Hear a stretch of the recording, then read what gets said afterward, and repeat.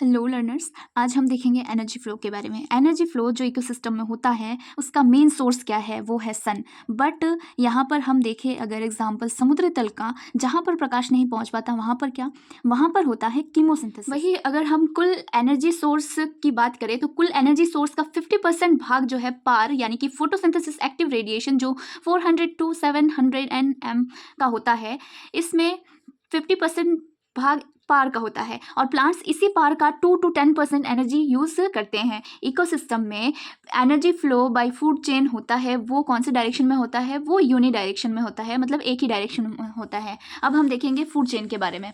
Food chain जो होता है वो 4 ट्रॉपिक लेवल पर होता है। First trophic level, second trophic level, third trophic level and fourth trophic level. First trophic level जो होते हैं उनमें कौन आते हैं, उनमें आते हैं स्वपोषी जीव यानी कि प्रोड्यूसर्स, ऑटोट्रॉप्स और प्रोड्यूसर्स आते हैं और इन्हें ट्रांसड्यूसर्स भी कहते हैं। फिर आता है सेकंड ट्रॉपिक लेवल जिसमें आते हैं प्राइमरी कंज्यूमर्स जो होते हैं शाकाहारी यानी कि हर्बीवोर्स, और इसमें की इंडस्ट्री एनिमल्स आते हैं।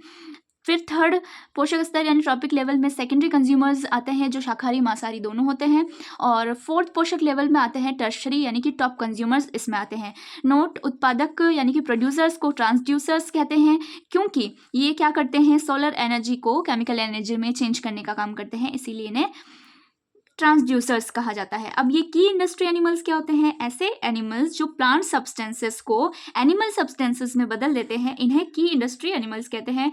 जैसे गाय, बकरी, ये आते ही की इंडस्ट्री एनिमल्स में। सबसे स्थायी पारितंत्र अगर कोई है, सबसे स्टेबल इकोसिस्टम, तो वो है ओशियन। ओशियन सबसे क्या होता है, स्टेबल इकोसिस्टम होता है। फिर हम देखेंगे फूड वेब के बारे में। What is food web? सभी फूड चेन सम्मिलित होकर के फूड वेब बनाते हैं। सभी फूड चेन मिलकर के क्या बनाएंगे, फूड वेब।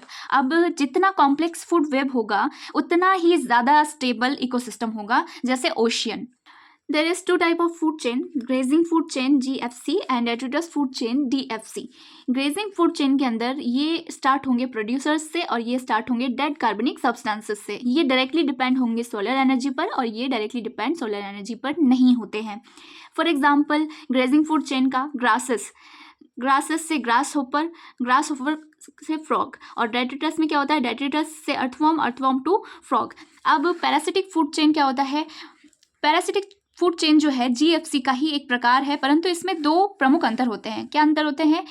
अंतर है, फर्स्ट अंतर जीवों का आकार यानी कि साइज जो है इसमें कम होता है और अनुक्रमित पोषक स्तरों में कम हो जाती है। मतलब जीवों का जो आकार है अनुक्रमित पोषक स्तरों में कम होती जाती है और जीवों की जो संख्या है अनुक्रमित पोषक स्तरों में बढ़ती जाती है। फिर आते हैं इकोलॉजिकल पिरामिड्स। इकोलॉजिकल पिरामिड जो होते हैं वो एल्टन द्वारा दिया गया है और इसका मतलब क्या होता है, एक फूड चेन में प्रत्येक ट्रॉपिक चेन पर जीवों की संख्या, नंबर्स, बायोमास एंड एनर्जी का प्रस्तुतिकरण क्या कहलाता है, ecological pyramids. Ecological pyramids 2 type के होते हैं, एक अपराइट सीधे और दूसरा इन्वर्टेड उल्टे।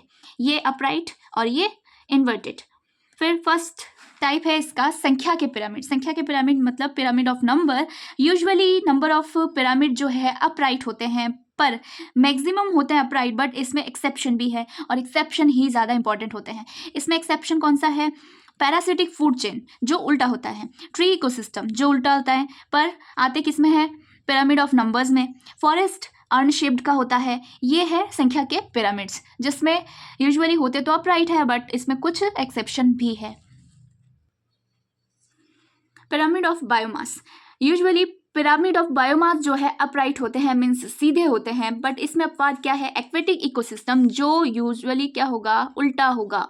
ये जैव भार का सामान्यतः एक्वेटिक इकोसिस्टम का नंबर ऑफ पिरामिड तो सीधा होगा पर इसका जो इकोसिस्टम एक्वेटिक इकोसिस्टम है बायोमास वाला वो उल्टा होगा।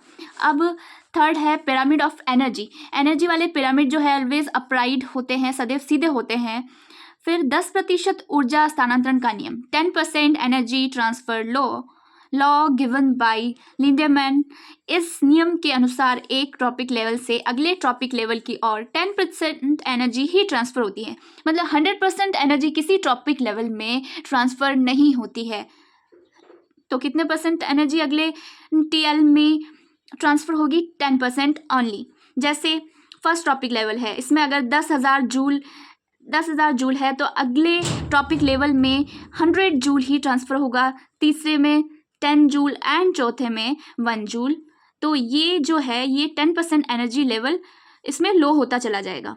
ये है 10% energy transfer law. Ecological pyramids की कुछ कमियां भी होती है। वो कमियां क्या है वो हम देखेंगे।